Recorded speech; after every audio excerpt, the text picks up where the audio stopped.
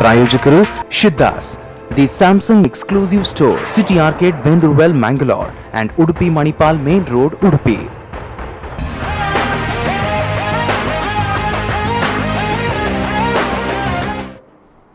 ನಮಸ್ಕಾರ ವೀಕ್ಷಕರೇ, ಇವತ್ತಿನ ಕರೆಂಟ್ ಅಫೇರ್ಸ್ನ ಈ ಕಾರ್ಯಕ್ರಮದಲ್ಲಿ ನಮ್ಮೊಂದಿಗೆ ಮಂಗಳೂರು ಸಂಸದ ನಳಿನ್ ಕುಮಾರ್ ಕಟೀಲ್ ಅವರಿದ್ದಾರೆ. ಈಗಾಗಲೇ ನಾವು ಕಳೆದ ಒಂದು 2 ದಿನಗಳಿಂದ ನಾವು ಪ್ರೊಮೋ ಬಿಡ್ತಾ ಇದ್ದೀವಿ. ನಮ್ಮ ಜೊತೆಗೆ ಸಂಸದರು ಬರ್ತಾರೆ. ಪ್ರಪ್ರಥಮ ಬಾರಿಗೆ ದೃಶ್ಯ ಮಾಧ್ಯಮದಲ್ಲಿ ಅವರು ಸ್ಪಂದನದಲ್ಲಿ ಇವತ್ತು ನಿಮ್ಮ ಮುಂದೆ ಇವರು ಬಂದಿದ್ದಾರೆ. ಬಹಳ ಸಮಯಗಳಿಂದ ಹಲವಾರು ಪ್ರಶ್ನೆಗಳು ನಿಮ್ಮಲ್ಲೂ ಕೂಡ ಇದ್ದವು. ಇಡೀ ದಕ್ಷಿಣ ಕನ್ನಡ ಜಿಲ್ಲೆಯ ಅಭಿವೃದ್ಧಿಗೆ ಸಂಬಂಧಪಟ್ಟ ಹಾಗೆ, ನಮ್ಮ ರೈಲ್ವೆಗೆ ಸಂಬಂಧಪಟ್ಟ ಹಾಗೆ ಕೇಂದ್ರ ಸರ್ಕಾರ ತಾರತಮ್ಯ ಧೋರಣೆಗಳನ್ನು ಅನುಸರಿಸ್ತಾ ಇದೆಯಾ? ವಿಮಾನ ನಿಲ್ದಾಣಗಳ ಅಭಿವೃದ್ಧಿಯ ಗತಿ ಎತ್ತ ಕಡೆಗೆ ಸಾಗ್ತಾ ಇದೆ? ರಾಷ್ಟ್ರೀಯ ಹೆದ್ದಾರಿಗಳು ಈ ರೀತಿಯ ಪರಿಸ್ಥಿತಿಯಲ್ಲಿ ಯಾಕೆ ಇದೆ? ಇನ್ನು ಕೈಗಾರಿಕೆಗಳಿಗೆ ಸಂಬಂಧಪಟ್ಟ ಹಾಗೆ ನಮಗೆ ಯಾವ ಕೈಗಾರಿಕೆಗಳು ಬೇಕು? ನಮ್ಮ ಯುವ ಜನರಿಗೆ ಉದ್ಯೋಗ ಅವಕಾಶಗಳನ್ನು ಇಲ್ಲಿ ಕಲ್ಪಿಸಿಕೊಡ್ಲಿಕ್ಕೆ ಯಾಕೆ ಸಾಧ್ಯ ಆಗ್ತಾ ಇಲ್ಲ? ಇಂಥ ಹಲವಾರು ಪ್ರಶ್ನೆಗಳು ಒಬ್ಬ ಸಂಸದರಲ್ಲಿ ಕೇಳಬೇಕಾದಂಥ ಹಲವಾರು ಪ್ರಶ್ನೆಗಳು ನಿಮ್ಮಲ್ಲಿದ್ದವು, ನಮ್ಮಲ್ಲೂ ಕೂಡ ಇದ್ವು.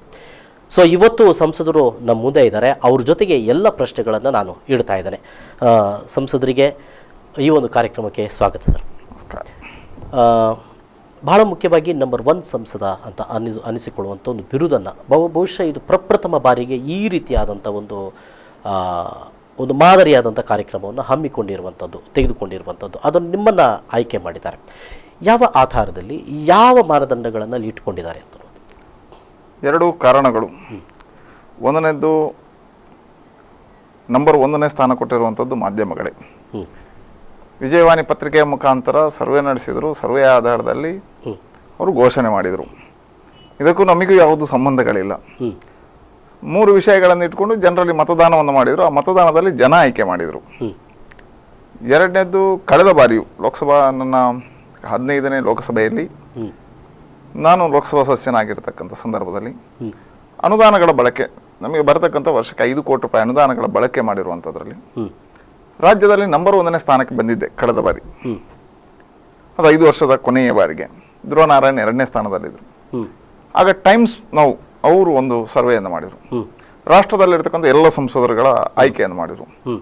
ಅದರಲ್ಲಿ ಸರ್ವವ್ಯಾಪಿಯಾಗಿರ್ತಕ್ಕಂಥ ಸರ್ವೆಯನ್ನು ಮಾಡಿದರು. ಅನುದಾನ ಮಾತ್ರ ಅಲ್ಲ, ನಮ್ಮ ಪ್ರಶ್ನೆಗಳು, ನಮ್ಮ ನಡವಳಿಕೆಗಳು, ಕ್ಷೇತ್ರದಲ್ಲಿ ನಮ್ಮ ಸಂಬಂಧಗಳು, ಇದನ್ನು ಇಟ್ಟು ಮಾಡಿದಾಗ ಆಗ 6ನೇ ಸ್ಥಾನದಲ್ಲಿ ನಾನಿದ್ದೆ. ಅನುದಾನದಲ್ಲಿ ರಾಜ್ಯದಲ್ಲಿ ನಂಬರ್ 1, ದೇಶದಲ್ಲಿ 6ನೇ ಸ್ಥಾನಕ್ಕೆ ಹೋಗಿದ್ದೆ. ಆಗ ಅನುದಾನ ಬಳಕೆಯಲ್ಲಿ ಧ್ರುವನಾರಾಯಣ್ 2ನೇ ಸ್ಥಾನದಲ್ಲಿದ್ದರು. ಧ್ರುವನಾರಾಯಣ್ ಆಗ ರಾಷ್ಟ್ರೀಯ ಇದರಲ್ಲಿ 4ನೇ ಸ್ಥಾನದಲ್ಲಿದ್ದರು. ಈ ಬಾರಿ ಅದೇ ಮಾನದಂಡವನ್ನು ಇಟ್ಕೊಂಡು 1 ವರ್ಷದಲ್ಲಿ ಅಧ್ಯಯನಗಳು ನಡೆದಿದ್ದಾವೆ. ಅನುದಾನ ಬಳಕೆಯಲ್ಲಿ ಈ ವರ್ಷ ನಾನು ನಂಬರ್ 1ನೇ, ಕಳೆದ ವರ್ಷದ್ದನ್ನು ನಾನು ಅದನ್ನು ಕಂಟಿನ್ಯೂ ಮಾಡ್ಕೊಂಡು ಹೋಗಿದ್ದೇನೆ. ನಂಬರ್ 1ನೇ ಸ್ಥಾನದಲ್ಲಿ ರಾಜ್ಯದಲ್ಲೂ ರಾಷ್ಟ್ರದಲ್ಲೂ ಇದ್ದೇನೆ.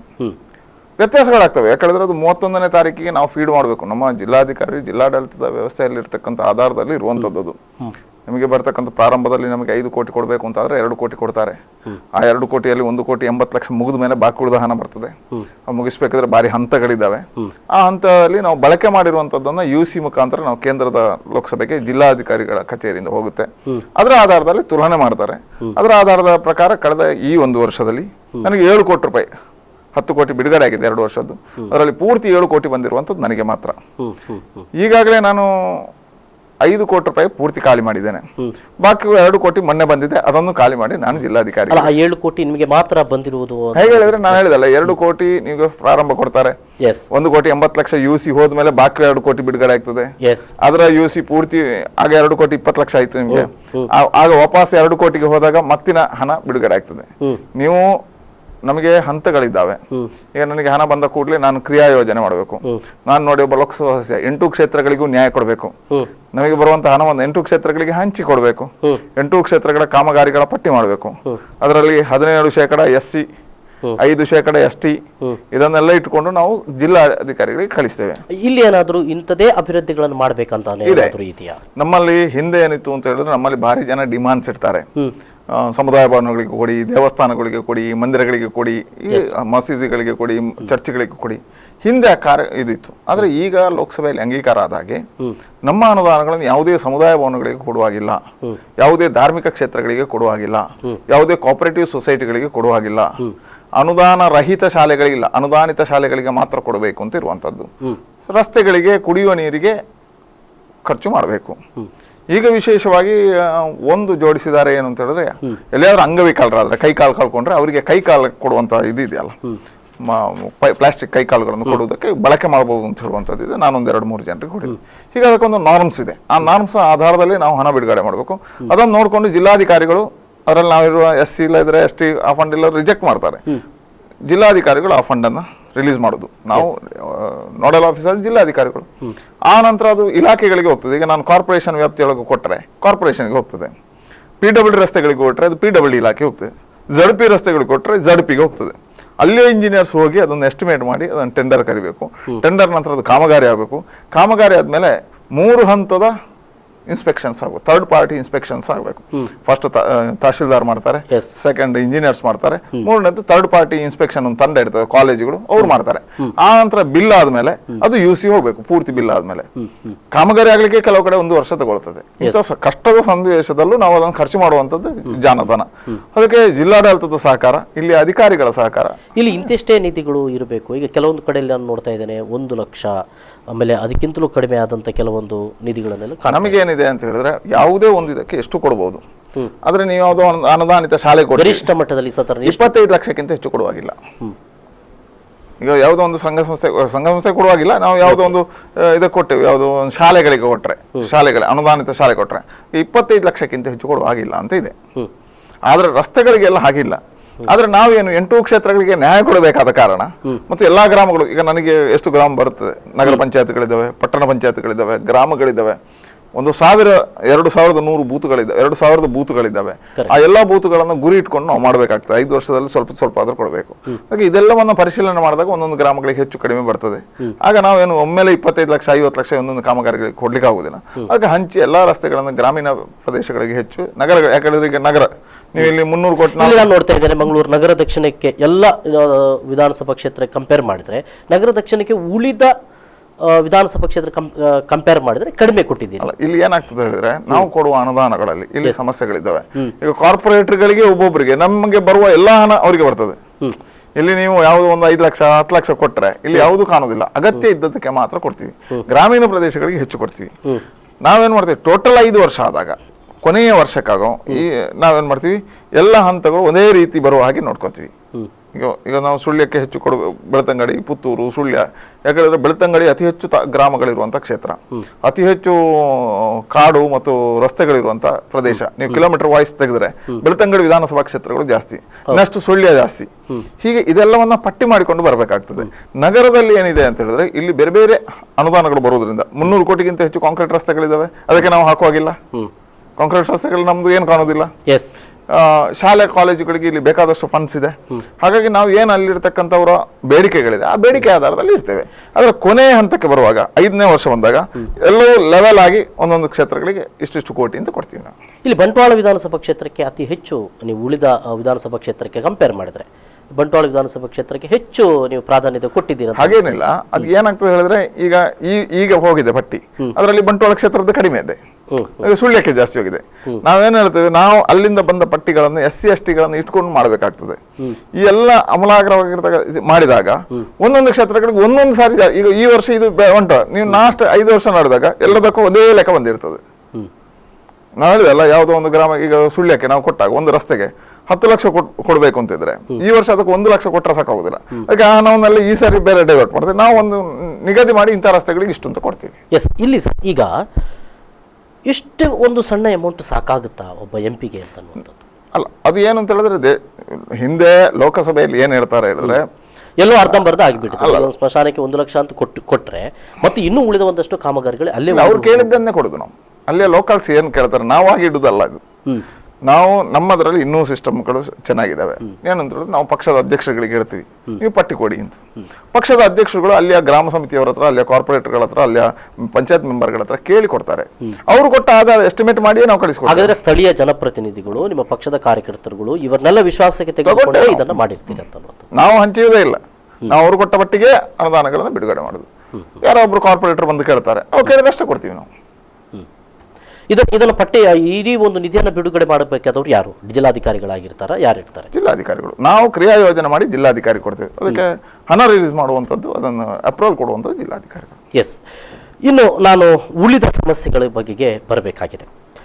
ಅಂದರೆ ಸಂಸದರು ಅಂತ ಅಂದುಕೊಂಡಾಗ ನಮ್ಮ ಕ್ಷೇತ್ರದ ಸಮಸ್ಯೆಗಳಿಗೆ ಸಂಬಂಧಪಟ್ಟ ಹಾಗೆ ಮತ್ತು ಅಭಿವೃದ್ಧಿಗಳಿಗೆ ಸಂಬಂಧಪಟ್ಟ ಹಾಗೆ ಅವರ ಮಾರ್ಗಸೂಚಿಗಳು ಏನು, ಅವರ ದೃಷ್ಟಿಕೋನಗಳು ಏನು, ಅವರ ಗುರಿಗಳು ಏನು ಅಂತ ಅನ್ನುವಂಥದ್ದು ಜನರ ನಡುವೆ ಇರುವಂಥ ಪ್ರಶ್ನೆಗಳು. ಇಲ್ಲಿ ನಿಮ್ಗೆ ಗೊತ್ತಿದೆ, ಬಹಳ ಮುಖ್ಯವಾಗಿ ಮಂಗಳೂರು ಕೈಗಾರಿಕೀಕರಣದ ಮೂಲಕ ಅಭಿವೃದ್ಧಿ ಆಗಬೇಕು ಅನ್ನುವಂಥ ಒಂದು ಕನಸು ಎಲ್ರಿಗೂ ಇದೆ, ನಿಮಗೂ ಇದೆ. ಆದರೆ ಒಂದು ದೃಷ್ಟಿ ಅಂದರೆ ಇಂಥ ಕೈಗಾರಿಕೆಗಳು ಬರಬೇಕು ಅನ್ನುವಂಥ ದೃಷ್ಟಿಕೋನ ನಮ್ಮಲ್ಲಿ ಇದ್ದ ಹಾಗೆ ಕಾಣ್ತಾ ಇಲ್ಲ. ನಮ್ಮ ಜಿಲ್ಲೆಗೆ ಇಲ್ಲಿ ಬೇಕಾದಂಥ ಕೈಗಾರಿಕೆಗಳು ಏನು, ನಮ್ಮ ಜಿಲ್ಲೆಯ ಜನರಿಗೆ, ಯುವ ಜನರಿಗೆ ಉದ್ಯೋಗ ಕೊಡಬೇಕು, ಹೌದು. ಆದರೆ ಎಲ್ಲೋ ನಮ್ಮ ಪರಿಸರವನ್ನು ನಾಶ ಮಾಡುವಂಥ ಕೈಗಾರಿಕೆಗಳು ಇಲ್ಲಿ ಹೆಚ್ಚಾಗ್ತಾ ಇದ್ದಾವೆ ಅನ್ನುವಂಥದ್ದು. MRPLನಿಂದ ಒಂದಷ್ಟು ಸಮಸ್ಯೆಗಳು ಸೃಷ್ಟಿಯಾಗಿದೆ. ಆನಂತರ SEZ ಬಂತು, SEZನಿಂದ ಕೂಡ ಸಮಸ್ಯೆಗಳು ಸೃಷ್ಟಿಯಾಗಿದ್ದಾವೆ. ಇದೆಲ್ಲವೂ ಕೂಡ ತಮಗೆ ಗೊತ್ತಿದೆ. ಈ MRPLನಿಂದ ಸಮಸ್ಯೆಗಳು ಬಂದಾಗ ತಮ್ಮ ಗಮನಕ್ಕೆ ಬಂದಿರಲಿಲ್ವ? ಅದಕ್ಕೆ ಯಾವ ರೀತಿಯ ಪರಿಹಾರಗಳನ್ನು ಕಂಡುಕೊಂಡಿದ್ದಾರೆ? ಪರಿಸರ ನಾಶಕ್ಕೆ ಸಂಬಂಧಪಟ್ಟ MRPL ಆದಾಗ ನಾನು ಲೋಕಸಭಾ ಸದಸ್ಯ ಅಲ್ಲ. MRPL ಬಾರಿ ಹಿಂದೆ ಆಗಿದೆ. SEZ ಆದಾಗಲೂ ನಾನು ಲೋಕಸಭಾ ಸದಸ್ಯ ಅಲ್ಲ. SEZನ ವಿರುದ್ಧವೂ ನಾನು ಲೋಕಸಭಾ ಸದಸ್ಯ ಅಲ್ಲದೆ ಹೋರಾಟ ಮಾಡಿದ್ದೆ, ನಿಮ್ಗೆ ಗೊತ್ತಿದೆ. MRPLನ ವಿರುದ್ಧವೂ ನಾನು ಲೋಕಸಭಾ ಸದಸ್ಯ ಅಲ್ಲದೆ ಹೋರಾಟ ಮಾಡಿದ್ದೆ. ನಾನು MP ಆದಾಗ ಈ ಎರಡೂ ಸಮಸ್ಯೆಗಳು ಗಂಭೀರವಾಗಿತ್ತು. ಒಂದು, ಅಲ್ಲಿ ಉದ್ಯೋಗಗಳು ಪೂರ್ಣ ಆಗಿರಲಿಲ್ಲ, ಅವ್ರು ಹೇಳಿರ್ತಕ್ಕಂಥ ಉದ್ಯೋಗಗಳನ್ನು ಕೊಟ್ಟಿರಲಿಲ್ಲ. ಟ್ರೈನಿಂಗ್ ಕೊಟ್ಟಿದ್ರು, ಉದ್ಯೋಗಾರ್ಥಿಗಳಿಗೆ ಉದ್ಯೋಗ ಸಿಕ್ಕಿರಲಿಲ್ಲ. ನಿರಾಶ್ರಿತರಿದ್ರು, ಅವರಿಗೆ ವಸತಿಗಳ ಪರಿಕಲ್ಪನೆಗಳನ್ನು ಪೂರ್ತಿ ಮಾಡಿರಲಿಲ್ಲ. ಮೂಲಭೂತ ಸೌಕರ್ಯಗಳನ್ನು ಕೊಡಬೇಕಿತ್ತು, ಅದನ್ನು ಕೊಟ್ಟಿರಲಿಲ್ಲ. ಇದೆಲ್ಲವನ್ನ ನಾನು ಲೋಕಸಭಾ ಸದಸ್ಯನಾದ್ಮೇಲೆ ಇತ್ಯರ್ಥ ಮಾಡುವಂಥ ಪ್ರಾಮಾಣಿಕ ಪ್ರಯತ್ನ ಮಾಡಿ ಅದರಲ್ಲಿ ಯಶಸ್ವಿಯಾಗಿದ್ದೇನೆ. ಎಲ್ಲರಿಗೂ ಉದ್ಯೋಗ ಕೊಡಿಸುವಂಥದ್ದು PDF ಆಧಾರ ಇದೆ. PDF 1, 2, 3 ಈಗ PDF 1, 2 ಆಗಿದೆ, ಇನ್ನು ಬಾಕಿ ಉಳಿದು ಆಗಬೇಕು. ಎರಡನೇದು ಹಂತದಲ್ಲಿ ಆಗ್ತಾ ಇದೆ, ಮಾಡಿಸ್ತೇವೆ. ಎರಡನೇದು ಮೂಲಭೂತ ಸೌಕರ್ಯಗಳಿಗೆ ಸಂಬಂಧಪಟ್ಟದ್ದು. ಒಂದು ರಸ್ತೆ SEZನವ್ರು ಒಳಗೆ ಹಾಕಿದ್ರು, ಪ್ರಧಾನಮಂತ್ರಿ ಗ್ರಾಮ ಸಡಕ್ 4 ಕೋಟಿ. ನಾನು ನಿಲ್ಲಿಸಿ, ನನ್ನ ರಿವ್ಯೂ ಮೀಟಿಂಗ್ ಅಲ್ಲಿ ಅದನ್ನೇ ಚರ್ಚೆ ತಗೊಂಡು ಅವ್ರನ್ನ ಕರೆಸಿ ಬದಲಿ ವ್ಯವಸ್ಥೆ ಮಾಡಿಸಿ ಬದಲಿ ರಸ್ತೆಗಳನ್ನು ಮಾಡಿಸುವಂತ ಕೆಲಸ ಕಾರ್ಯಗಳನ್ನು ಮಾಡಿದ್ದೇವೆ. ಹೀಗೆ ಅದು ಎರಡು ನಾವಿಲ್ಲದೆ ಇರ್ತಕ್ಕಂಥ, ಆದ್ರೆ ನಾವು MP ಆದ್ಮೇಲೆ ಏನ್ ಮಾಡ್ಬೇಕು ಅದನ್ನು ಮಾಡಿದ್ದೇನೆ. ಮೂರನೇದು ಬೇಕೋ ಬೇಡೋ ಚರ್ಚೆಗಳು ಅದು ಹಿಂದಿದ್ದು, ಆಗುವ ಮುಂಚಿದ್ದು. ಆದ ನಂತರ ನಾವು ಬೇಡ ಅಂತ ಹೇಳುವಾಗಿಲ್ಲ, ಯಾಕೆ ಬಂದಾಗಿದೆ, ಸಂಸ್ಥೆಗಳನ್ನು ಉಳಿಸಿಕೊಂಡು ಇನ್ನು ಅದಕ್ಕೆ ಏನು ಪೂರಕವಾಗಿರ್ತಕ್ಕಂಥದ್ದು ಆಗಬೇಕು ಅದನ್ನು ಮಾಡಬೇಕು. ನಂದು ಇಚ್ಛೆ 2,500 ಎಕರೆ ಬೇಕು ಮತ್ತು ನಾನು MP ಆದ್ಮೇಲೆ ಮತ್ತು ಪೆರುಮುದೆಯನ್ನ ಇದು ಮಾಡ್ಲಿಕ್ಕೆ ಹೋಗಿದ್ರು. ಆಗ ನಾನೇ ನಿಂತು ಹೋರಾಟ ಮಾಡಿ ಯಡಿಯೂರಪ್ಪರಲ್ಲಿ ಈಗ 2,000 ಎಕರೆ ಜಾಗ ಕೊಟ್ಟಿದ್ದೀರಿ. ಇದಕ್ಕೆ ಕಂಪನಿಗಳು ಬಂದಿಲ್ಲ. ಈಗ ಬಂದಿರುವುದು ಎಷ್ಟು? 2,000 ಎಕರೆಯಲ್ಲಿ ನಿಮ್ಮ 3 ಕಂಪನಿಗಳು. ಹಾಗಿದ್ರೆ ಆ 3 ಕಂಪನಿಗೆ ಕೊಟ್ಟ ಜಾಗ ಎಷ್ಟು? 600 ಎಕರೆ. 1,400 ಎಕರೆ ನಿಮ್ ಕೈಯಲ್ಲಿದೆ. ಹಾಗಾಗಿ ಅದಕ್ಕೆ ಕಂಪನಿ ಬಂದ ಮೇಲೆ ಮತ್ತೆ ಯೋಚನೆ ಮಾಡುವ, ಡಿನೋಟಿಫಿಕೇಶನ್ ಮಾಡಿ ಅಂತೇಳಿ ಅದನ್ನು ನಿಲ್ಲಿಸಿರುವಂಥದ್ದು ನಾನೇ. ಹಾಗಾಗಿ ಯಾವುದು ಇದೆ ಈಗ ನಮ್ಮ ಪ್ರೇರಣೆ, ಇದು ಈಗ ನಮ್ಮ ಪ್ರಯತ್ನ ಏನು ಅಂತ ಹೇಳಿದ್ರೆ, ಖಾಲಿ ಜಾಗ ಇದೆ SEZ ಅಲ್ಲಿ, SEZ ಆಗಿದೆ, ಇನ್ನು ಅದರ ಪ್ರಶ್ನೆ ಇಲ್ಲ. SEZ ಪೂರ್ತಿ ಸರ್ಕಾರ ತಗೊಂಡೆ SEZ ಆಗಿದೆ, ಪೂರ್ಣ ಪ್ರಮಾಣದಲ್ಲಿ ಆಗಿದೆ. ಈಗ ನನ್ನ ಪ್ರಯತ್ನ ಇರುವುದು ಆ ಉಳಿದ ಜಾಗಕ್ಕೆ ಕಂಪನಿಗಳನ್ನು ತರಿಸುದು, ಹೊರಗೆ ಬರಬಾರದು. ಆ ಜಾಗ ಇನ್ನೇನು ಮಾಡ್ಲಿಕ್ಕೆ ಆಗುದಿಲ್ಲ, ಜಾಗದ ಒಳಗೆ ಇನ್ನು ಇರುವ 1,400 ಎಕರೆ ಉಳಿದಿದೆ ಅವರಲ್ಲಿ, ಆ ಜಾಗದೊಳಗೆ ಇನ್ನಷ್ಟು ಕಂಪನಿಗಳು ಬರಬೇಕು, ಅದರಲ್ಲಿ ಉದ್ಯೋಗ ಸೃಷ್ಟಿ ಆಗಬೇಕು. ಅದಕ್ಕೆ ನಿನ್ನೆ ನಾವು ಘೋಷಣೆ ಮಾಡಿರುವಂತ ಪಾಲಿ ಇದು ಏನಿದೆ ಪಾಲಿ ಅದರೊಳಗೆ 150 ಎಕರೆ ಅದಕ್ಕೆ ಕೊಡಿ, ಇನ್ನು 10 ಕಂಪನಿಗಳು ಬರ್ಬೋದು. ಪೆಟ್ರೋಕೆಮಿಕಲ್ಗೆ ಆಧಾರಿತವಾಗಿರ್ತಕ್ಕಂಥ ಕಂಪನಿಗಳನ್ನು ಇನ್ನು ತರಬಹುದು. ತನ್ನಿ ಅದಕ್ಕೆ, ಯಾಕಂದ್ರೆ ಆ ಜಾಗ ಉಳಿಬಾರ್ದು. ಕೃಷಿಕರಿಗೆ ಅನ್ಯಾಯ ಮಾಡಿದ್ರಿ, ಕೃಷಿಕರಿಂದ ತಗೊಂಡಿದ್ರಿ ನೀವು, ಇನ್ನು ಅದರ ಬಗ್ಗೆ ಚರ್ಚೆ ಬೇಡ, ವಾಪಸ್ ಕೊಡುವಾಗಿಲ್ಲ, ಇನ್ನು ಅದರಲ್ಲಿ ಕೃಷಿ ಆಗುದಿಲ್ಲ, ಇನ್ನು ಇಂಡಸ್ಟ್ರಿ ಬರಬೇಕು.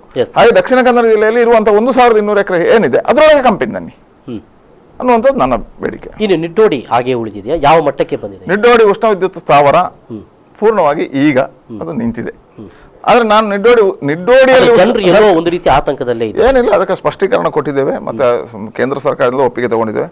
ನಂದೀಗ ಪ್ರಯತ್ನ ಇದೆ. ನಾನೇನು ಹೇಳಿದ್ದೇನೆ, ನಿಡ್ಡೋಡಿಯಲ್ಲಿ ಉಷ್ಣ ವಿದ್ಯುತ್ ಸ್ಥಾವರ ಬೇಡ ಅಂತ ಹೇಳಿದ್ದೇನೆ. ಆದರೆ ಇಲ್ಲಿ ಬಂಜರು ಪ್ರದೇಶ ಇದೆ, ಕೃಷಿ ಆಧಾರಿತ ಪ್ರದೇಶ ಅಲ್ಲ. ಬೇಕಾದಷ್ಟು ಗುಡ್ಡಗಳು, ಯಾರ್ಯಾರು ಗಣಿಗಾರಿಕೆ ಮಾಡ್ತಾ ಇದ್ದಾರೆ ಸರ್ಕಾರಿ ಜಾಗದಲ್ಲಿ ಅಕ್ರಮವಾಗಿ 500 ಎಕರೆ 600 ಎಕರೆ ಅಂತ ಜಾಗವನ್ನು ಹುಡುಕಿ ಅಲ್ಲಿ ತರುವುದಕ್ಕೆ ನನ್ನ ಅಭ್ಯಂತರಗಳಿಲ್ಲ. ಸುತ್ತಮುತ್ತ ಯಾವುದೇ ಸಮಸ್ಯೆಗಳಿಲ್ಲ, ಹಳ್ಳಿ ಇಲ್ಲ, ಗ್ರಾಮಗಳಿಲ್ಲ, ವಸತಿಗಳಿಲ್ಲ, ಕೃಷಿ ಇಲ್ಲ. ಕೃಷಿ ವಲಯ ಅಲ್ಲದೆ ಇರತಕ್ಕಂಥ ಪ್ರದೇಶದಲ್ಲಿ ಮಾಡುವುದಕ್ಕೆ ಅಭ್ಯಂತರಗಳಿಲ್ಲ. ಹಾಗೆ ಅಂತ 2-3 ಜಾಗಗಳನ್ನು ನೋಡುವಂತ ಪ್ರಯತ್ನಗಳಾಗಿದ್ದಾವೆ. ಆದ್ರೆ ತಾತ್ಕಾಲಿಕವಾಗಿ ನಿಡ್ಡೋಡಿಯಲ್ಲಿ ನಡೆಯುವುದಿಲ್ಲ. ಸೊ ಇನ್ನು ಮುಂದೆ ಆ ಸಮಸ್ಯೆಗಳು ನಿಡ್ಡೋಡಿ ಉಷ್ಣ ವಿದ್ಯುತ್ ಸ್ಥಾವರ ಸಮಸ್ಯೆ ಇಲ್ಲ. ಎಸ್, ಅಂದ್ರೆ ನಮಗೆ ಎಲ್ಲೋ ನಮ್ಮ ಜಿಲ್ಲೆಗೆ ಬೇಕಾಗುವಂತ ಕೈಗಾರಿಕೆಗಳು ಏನು ಅನ್ನುವಂತ ಏನಾದರೂ ಮಾರ್ಗಸೂಚಿ? ನಮ್ಮ ಜಿಲ್ಲೆಯಲ್ಲಿ ನೀವು ಯೋಚನೆ ಮಾಡಿದ್ರೆ ನಾವು ನೆಗೆಟಿವ್ ಯೋಚನೆ ಮಾಡ್ತಾ ಇದ್ದೀವಿ, ಪಾಸಿಟಿವ್ ಯೋಚನೆ ಮಾಡ್ತಾ ಇಲ್ಲ. ಉತ್ತರ ಕನ್ನಡ ಜಿಲ್ಲೆ ನಮಗಿಂತ ಮುಂದೆ ಪ್ರಾರಂಭ ಆಗಿರೋ ಜಿಲ್ಲೆ, ಹೌದಾ? ಹೌದು. ಏನಿದೆ ಅಲ್ಲಿ? ಕೈಗಾ ಒಂದು ಬಿಟ್ರೆ ಬೇರೆ ಯಾವುದು ಏನಿದೆ? ನೀವು ನಾನು ಕೇಳ್ತಾನೆ, ನೀವು ನೆಗೆಟಿವ್ ಯಾಕೆ ಚಿಂತನೆ ಮಾಡ್ತೀರಿ? ಫಸ್ಟ್ ನಂದು ಇಲ್ಲಿ SEZ ಇದೆ, MRPL ಇದೆ, ಪೋರ್ಟ್ ನಮ್ಮ ಸ್ಥಿತಿಗೆ ಸರಿಯಾಗಿದೆ. ನಿಮ್ಗೆ ಗೊತ್ತಿರಲಿ, ಇಲ್ಲಿ IT ಪಾರ್ಕ್ ಇದೆ, ಇನ್ಫೋಸಿಸ್ ಎಲ್ಲಿದೆ? ಮಂಗಳೂರಲ್ಲಿದೆ. ವಿಪ್ರೋ ಎಲ್ಲಿ ಬರ್ತದೆ? IT ಪಾರ್ಕ್ ಬರ್ತದೆ. ಸೂರ್ಯ ಎಲ್ಲಿದೆ? ಮಂಗಳೂರಲ್ಲಿದೆ. ಇನ್ನೊಂದಿದೆ, ನಿಮ್ಗೆ ಗೊತ್ತಿದೆಯಾ? ಇಲ್ಲಿ ಇಂಪೋರ್ಟ್ ಆಗಿ ಎಕ್ಸ್ಪೋರ್ಟ್ ಪಾರ್ಕ್ ಇದೆ. 15 ಕಂಪನಿಗಳು ಬಂದಿದ್ದಾವೆ, ನೋಡಿದ್ರೆ ನೀವು. BASF ಎಲ್ಲಿದೆ? ಇಲ್ಲಿದೆ. MCF ಎಲ್ಲಿದೆ? ಇಲ್ಲಿದೆ. ಕುದುರೆಮುಖ ಎಲ್ಲಿದೆ? ಇಲ್ಲಿದೆ. ಉತ್ತರ ಕನ್ನಡ ಒಂದು ತೋರಿಸಿ. ಪಕ್ಕದ ಕಾಸರಗೋಡು ನಮಗಿಂತ ಮುಂಚೆ ಆಗಿದೆ ಅಲ್ಲ, ಒಂದು ತೋರಿಸಿ. ಚಿಕ್ಕಮಗಳೂರು ಜಿಲ್ಲೆ ನಮಗಿಂತ ಮುಂಚೆ ಆಗಿದೆ ಅಲ್ಲ, ಒಂದು ತೋರಿಸಿ. ಮೈಸೂರು ನಮಗಿಂತ ಮುಂಚೆ ಇದೆಲ್ಲ, ನಗರ ಬೆಳೆದಿರ್ಬೋದು. ಗ್ರಾಮೀಣ ಪ್ರದೇಶ ತೋರಿಸಿ. ನಮ್ಮಲ್ಲಿ CPCRIಗಳು ಎಷ್ಟಿದ್ದಾವೆ ಗೊತ್ತಾ? ಯಾಕೆ ಇದ್ರ ಬಗ್ಗೆ ಚರ್ಚೆ ಮಾಡ್ತಾ ಇಲ್ಲ? ಯಾಕೆ ಇದ್ರ ಬಗ್ಗೆ ಇನ್ನೂ ಆಗಬೇಕು ಅಂತ ಹೇಳುವಂಥದ್ದು ಬೇರೆ. ಹೌದು, ಇಲ್ಲವೇ ಇಲ್ಲ ಅಂತ ಹೇಳೋದಕ್ಕೆ ನನ್ನ ವಿರೋಧ ಇದೆ. ಇಲ್ಲವೇ ಇಲ್ಲ ಅಂತ ಹೇಳೋದಕ್ಕೆ ವಿರೋಧ ಇದೆ. ಹಾಗಾದ್ರೆ ಮುಂದೆ ಇಲ್ಲಿ ಕೈಗಾರಿಕೆಗಳು ಬರಬೇಕಾದಂತ ಅವಶ್ಯಕತೆ ಇಲ್ಲ ಅಂತ ಇಲ್ಲ ಅಂತ ಹೇಳ್ತಾ ಇಲ್ಲ. ಯಾವುದು ಬರಬೇಕು, ಯಾವುದು ಬಿಡಬೇಕು ಅನ್ನತಕ್ಕಂಥ ವೈಜ್ಞಾನಿಕವಾಗಿರ್ತಕ್ಕಂಥ ಆಗಬೇಕು. ಗೊತ್ತಾಯ್ತಾ? ಇಲ್ಲಿರ್ತಕ್ಕಂಥ ಇಲ್ಲಿಯ ಸಾಮರ್ಥ್ಯದ ಬಗ್ಗೆ ತನಿಖೆಗಳಾಗಬೇಕು. ಇಲ್ಲಿಯ ಒಂದು ಇದರ ಒಳಗೆ ಧಾರಣಾ ಸಾಮರ್ಥ್ಯದ ಬಗ್ಗೆ ಯಾಕೆ ಹೇಳಿದ್ರೆ, ನಮಗೆ ಈಗಾಗಲೇ ಕುಡಿಯುವ ನೀರಿನ ಸಮಸ್ಯೆಗಳಿದ್ದಾವೆ, ಅಭಾವ ಇದೆ. ಮಳೆ ಬರ್ತದೆ ಹೇಳಿದ ಕೂಡ ನೀವೊಂದು ಕಡೆಯಿಂದ ಎತ್ತಿನ ಹೊಳೆ ಹಿಡ್ಕೊಂಡು ಹೋಗ್ಲಿಕ್ಕೆ ಪ್ರಾರಂಭ ಮಾಡ್ತೀರಿ, ನೇತ್ರಾವತಿ ನದಿ ತೀರು ಅಂತ ಹೇಳ್ತಾ ಇದ್ದೀರಿ. ಅದರ ಮಧ್ಯೆ ಮಂಗಳೂರು ನಗರಕ್ಕೆ ಕುಡಿಯುವ ನೀರಿನ ಸಮಸ್ಯೆ ಇಲ್ಲ, ನಗರ ಬೆಳಿಬೇಕು ಹೇಳ್ತೀರಿ. ನಾನು ಹೇಳುವಂಥದ್ದೇನು, ಪರಿಪೂರ್ಣವಾಗಿರ್ತಕ್ಕಂಥ ಜಿಲ್ಲೆಯ ಅಧ್ಯಯನ ನಡಿಬೇಕು. ಯಾವ್ಯಾವ ಪ್ರದೇಶಗಳಿಗೆ ಯಾವ್ಯಾವುದು ಬರಬೇಕು ಅನ್ನತಕ್ಕಂಥ ಚಿಂತನೆಗಳಾಗಬೇಕು. ಕೇವಲ ಕೈಗಾರಿಕೆಗಳೇ ಉದ್ಯೋಗ ಸೃಷ್ಟಿಸ್ತವೆ ಅಂತ ಹೇಳುವಂಥ ಮಾನಸಿಕತೆಯಿಂದ ಹೊರಗೆ ಬರಬೇಕು ನಾವು. ಇಲ್ಲಿ ಉದ್ಯೋಗ ಸೃಷ್ಟಿ ಮಾಡತಕ್ಕಂಥದ್ದು ಯಾವುದು ಅಂತ ಹೇಳಿದ್ರೆ, ನಾನು ಹೇಳುದು ಪರಿಸರಕ್ಕೆ ಹಾನಿ ಆಗದೆ ಇರತಕ್ಕಂಥದ್ದು ಬರಬೇಕು. 10 ಕಾಲೇಜುಗಳು ಪ್ರಾರಂಭ ಆಯಿತು, ಆ ಗ್ರಾಮ ಉತ್ಥಾನ ಆಗಿದೆ. ಆ ಗ್ರಾಮದಲ್ಲಿ ಕಾಲೇಜುಗಳಿಗೆ ಯೂನಿವರ್ಸಿಟಿ ನೀವು ಎಲ್ಲಿ ಮಾಡಿದ್ರಿ, ಅಲ್ಲಿ ಉದ್ಯೋಗಗಳ ಸೃಷ್ಟಿಯಾಗಿದೆ. ಅಲ್ಲಿ ಬರೀ 1ನೇ ಕ್ಲಾಸ್ ಕಲ್ತವನಿಂದ ಹಿಡಿದು PG ಆದವನಿಗೆ IAS ಆದವನಿಗೂ ಕೆಲಸ ಸಿಗುತ್ತೆ. MRPL ಅಲ್ಲಿ ಎಷ್ಟು ಜನರಿಗೆ ಕೊಟ್ರಿ? SEZ ಅಲ್ಲಿ ಎಷ್ಟು ಜನರಿಗೆ ಕೊಟ್ರಿ? 3,500 ಎಕರೆ ಜಾಗ ಇದೆ. ನಿಮಗೆ ಇಲ್ಲಿ ಹಂಚಿನ ಕಾರ್ಖಾನೆಗಳಿತ್ತು, ನೆನಪಿದ್ಯಾ ನಿಮಗೆ? ಆ ಹಂಚಿನ ಕಾರ್ಖಾನೆಯಲ್ಲಿ ಯಾರಿಗೆ ಉದ್ಯೋಗ ಕೊಟ್ಟೆ? 1 ಎಕರೆ ಜಾಗದಲ್ಲಿ ಒಂದು ಹಂಚಿನ ಕಾರ್ಖಾನೆ ಇದೆ, 400 ಜನ ಉದ್ಯೋಗಿಗಳಿದ್ದಾರೆ. ಈ ಜಿಲ್ಲೆಯಲ್ಲಿ ಕ್ಯಾಶ್ ಫ್ಯಾಕ್ಟ್ರಿಗಳಿದ್ದಾವೆ. 1 ಎಕರೆಯಲ್ಲಿರುವ ಕ್ಯಾಶ್ ಫ್ಯಾಕ್ಟ್ರಿಯಲ್ಲಿ 500 ಜನ ಉದ್ಯೋಗ ಮಾಡ್ತಾರೆ. ಯಾರು ಇದ್ದಾರೆ ಅದರಲ್ಲಿ? ಅದೇ ಗ್ರಾಮದವರಿದ್ದಾರೆ, ಅದೇ ಹತ್ತಿರದವರಿದ್ದಾರೆ. ಹಾಗಾಗಿ ನಾನು ಹೇಳುವುದು ಏನು ಅಂತ ಕೇಳಿದ್ರೆ, ಇಲ್ಲಿ ಕೃಷಿ ಆಧಾರಿತವಾಗಿರ್ತಕ್ಕಂಥ ಉದ್ದಿಮೆಗಳಿಗೆ ಹೆಚ್ಚು ಅವಕಾಶಗಳನ್ನು ಕಲ್ಪಿಸಿ. ಇನ್ನು ಮುಂದೆ ಪರಿಸರಕ್ಕೆ ಹಾನಿ ಆಗದೇ ಇರತಕ್ಕಂಥ IT ಕಂಪನಿಗಳಿಗೆ ಕೊಡಿ. ಆದರೆ ಮೂಲವಾಗಿ ದಕ್ಷಿಣ ಕನ್ನಡ ಜಿಲ್ಲೆಯವರಿಗೆ ಉದ್ಯೋಗ ಸೃಷ್ಟಿ ಆಗಬೇಕು ಅಂತ ಹೇಳುವಂಥ ಕಲ್ಪನೆಯಲ್ಲಿ ಆಗಲಿ. ಇಲ್ಲಿ ಕೃಷಿ ಆಧಾರಿತವಾದಂಥ ಒಂದು ಉದ್ಯೋಗ ಸೃಷ್ಟಿ ಅಂತ ಹೇಳಿದ್ರಿ, ಯಾವ ರೀತಿ ಮಾಡಬಹುದು? ಈಗಲೇ ಕೃಷಿಕರು ಅವರ ಭೂಮಿಗಳನ್ನ ಮಾರಾಟ ಮಾಡ್ತಾ ಇದ್ದಾರೆ. ಯಾಕೆ ಮಾರಾಟ ಮಾಡ್ತಾರೆ? ಅವರಿಗೆ ಬೆಂಬಲ ಬೆಲೆ ಸಿಗ್ತಾ ಇಲ್ಲ, ರೈತರಿಗೆ ಬೆಂಬಲ ಇಲ್ಲ. ನೋಡಿ, ಇದು ಯಾರು ಹೇಳ್ತಾರೆ? ರೈತರು ಹೇಳುವುದಿಲ್ಲ. ನಿಮಗೆ ಇಲ್ಲಿ ವ್ಯತ್ಯಾಸಗಳನ್ನು ತಿಳ್ಕೊಳ್ಬೇಕು. ಇಲ್ಲಿ ನನಗೆ 8 ವಿಧಾನಸಭಾ ಕ್ಷೇತ್ರಗಳು ಬರ್ತದೆ. 8 ವಿಧಾನಸಭಾ ಕ್ಷೇತ್ರಗಳಲ್ಲಿ ಬೇರೆ ಬೇರೆ ರೀತಿಯಾಗಿರ್ತಕ್ಕಂಥ ವ್ಯವಸ್ಥೆ ಅಧ್ಯಯನ ಮಾಡ್ಬೇಕು ನಾವು. ಏನು ಕೇಳಿದ್ರೆ, ಸುಳ್ಯ, ಪುತ್ತೂರು, ಬೆಳ್ತಂಗಡಿ, ಅಡಿಕೆ ಮತ್ತು ರಬ್ಬರಲ್ಲಿ ಇರ್ತಕ್ಕಂಥ ಕ್ಷೇತ್ರಗಳು ಲಾಸ್ ಇಲ್ಲ. ಅಲ್ಲಿ ಕೃಷಿಯಲ್ಲಿ ಲಾಸ್ ಇಲ್ಲ. ಅಲ್ಲಿ ನೀವು ಇವತ್ತು ಮಂಗಳೂರು ಹಾಗೆ 20,000 ಕೊಟ್ಟರು ಅವನಿಗೆ ಬೇಡ, ಯಾಕೆ ಅದಕ್ಕಿಂತ ಜಾಸ್ತಿ ಇನ್ಕಮ್ ಇದೆ ಅವನಿಗೆ. ಅದೇ ನೀವು ಬಂಟ್ವಾಳದಿಂದ ಈಚೆ ಬಂದ್ರೆ ಇಲ್ಲಿ ಭತ್ತವನ್ನು ನಂಬಿರುವಂಥವ್ರು, ಭತ್ತದ ಕೃಷಿಯಲ್ಲಿ, ತೋಟಗಾರಿಕೆಯಲ್ಲಿ ಲಾಸ್ ಇಲ್ಲ, ಭತ್ತದ ಕೃಷಿಯಲ್ಲಿ ವ್ಯತ್ಯಾಸಗಳಾಗಿದ್ದಾವೆ. ಆದ್ರೆ ಇವತ್ತು ಜಾಗದ ರೇಟ್ ಏರಿದ ಕಾರಣ ಇಲ್ಲಿ ಆಗಿರುವಂತ ಇದಕ್ಕೋಸ್ಕರ ರೈತನಿಗೆ ಅನಿಸಿದೆ, ನಾನು ಮಾರಾಟ ಮಾಡಿದ್ರೆ ನಾನು ಬದುಕಬಹುದು. ಈಗ ನೋಡಿ, MRPLಗೆ 4,000ದಲ್ಲಿ ಕೊಟ್ಟ. MRPL ತಗೊಂಡದ್ದು ಎಷ್ಟು ಗೊತ್ತಾ? ಆಗ 1,000 ಎಕರೆಯನ್ನ 4,000ದಲ್ಲಿ ತಗೊಂಡದ್ದು. ಇವತ್ತು MRPLನ ಪಕ್ಕದಲ್ಲಿ ಉಳಿದಿದ್ದಾನೆ ಅಂತ ಇಟ್ಕೊಳ್ಳಿ, ಅವನಿಗೆ ಎಷ್ಟು ಸಿಗುತ್ತೆ ಎಕರೆಗೆ? ಲೆಕ್ಕ ಹಾಕಿ. ಅವ್ ಮಾರಾಟ ಮಾಡದೆ ಇವತ್ತು ನಿಮಗೆ ಈ ಕ್ಯಾಲ್ಕುಲೇಷನ್ MRPL ಇಂದ ಅಂತ. MRPL ಒಂದೇ ಕಾರಣಕ್ಕೋಸ್ಕರ ರೇಟ್ ಇರಲಿಲ್ಲ. ಇವತ್ತು ನೀವು ಬೆಳ್ತಂಗಡಿಯಲ್ಲಿ ಹೋದ್ರೆ ಒಂದು ಸೆನ್ಸಿಗೆ, ನಾನು ಮೊನ್ನೆ ಕಡಬದಲ್ಲಿ ಯಾರು ಹೇಳಿದ್ರು, ಕಡಬ ಹಳ್ಳಿ ಅದು, ಅಲ್ಲಿ 5 ಲಕ್ಷ ನಡೀತದೆ ಸೆನ್ಸಿಗೆ. ನಿಮ್ಗೆ ಆಶ್ಚರ್ಯ ಆಗ್ಬೋದಲ್ಲ. ಮಂಗಳೂರು ನಗರದಷ್ಟೇ ಹಣ, ಯಾಕಂದ್ರೆ ಅಲ್ಲಿ ತೋಟಗಾರಿಕೆಯಲ್ಲಿ ಅಷ್ಟೇ ಇನ್ಕಮ್ ಇದೆ. ನಗರಗಳು ಬೆಳಿತಾರೆ. ನೀವು ಹೇಳುವಂತದ್ದು ಈಗ ಸುಳ್ಯ, ಪುತ್ತೂರಿಗೆ ಸಂಬಂಧಪಟ್ಟ ಹಾಗೆ ನಾನು ಹೇಳುದು ಈ 8 ಕ್ಷೇತ್ರಗಳ ಸಮಗ್ರವಾಗಿರ್ತಕ್ಕಂಥ ಅಧ್ಯಯನ ಆಗಬೇಕು. ಇಲ್ಲಿ 4 ರೀತಿಯ ವ್ಯವಸ್ಥೆಗಳಲ್ಲಿ ನಮಗೆ ಬಹಳ ಸುಲಭ ಇದೆ. ಟೂರಿಸಂಗೆ ಹೆಚ್ಚು ಅವಕಾಶಗಳಿದ್ದಾವೆ, ಅತಿ ಹೆಚ್ಚು ಟೂರಿಸಂಗೆ ಅವಕಾಶಗಳಿದೆ. ಧಾರ್ಮಿಕ ಟೂರಿಸಂಗೆ ಹೆಚ್ಚು ಅವಕಾಶ ಇದೆ. ಧಾರ್ಮಿಕ ಟೂರಿಸಂ ಅದ್ರ ಬಗ್ಗೆನೂ ಕೇಳಬೇಕು ಸಂಸದರೇ. ಒಂದು ಸಣ್ಣ ಬ್ರೇಕ್ ತಗೊಳ್ಬೇಕಾಗಿದೆ. ವೀಕ್ಷಕರು ಒಂದು ಸಣ್ಣ ವಿರಾಮ ತೆಗೆದುಕೊಳ್ಳೋದು. ವಿರಾಮದ ನಂತರ ಮತ್ತೆ ಸಂಸದರ ಜೊತೆಗಿನ ಈ ಒಂದು ಸವಾಲು.